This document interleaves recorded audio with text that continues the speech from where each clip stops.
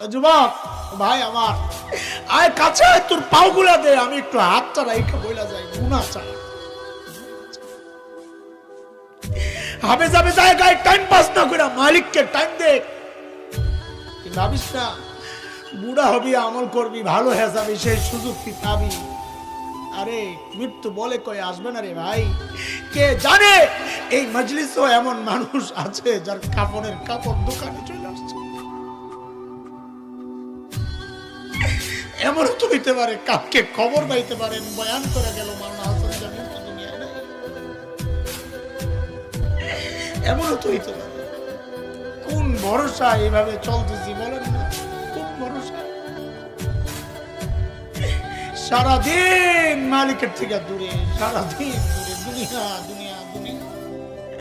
এরে জালিম গাছটার দিকে তাকায়া দেখ, কি মনে হয় গাছটা বুঝি এমনি দাঁড়ায় আছে? না, ওই গাছটা দাঁড়ায় দাঁড়ায় মালিকের তাসবিহ করতেছে। যে নিকৃষ্ট কুকুরটারে তাড়ায়া দিচ্ছস, তোর খবর নাই ওই কুকুরটাও রুকুর হালত মালিকের তাসবিহ পড়ি না কেবল আমি আর তুই। আমাদের হাতে টাইম নাই, অথচ আমার এই মূল্যবান টাইমের একটা ভাগ ফেসবুকে পায়, ইউটিউব পায়, ইন্টারনেট পায়, খেলোয়াড় পায়, গায়ক গায়িকা পায়, নায়ক গায়িকা পায়, বন্ধু বান্ধব পায়, শ্বশুর শাশুড়ি পায়, সন্তান পায়, বিবি পায়। আরে পায় না কেবল মালিক।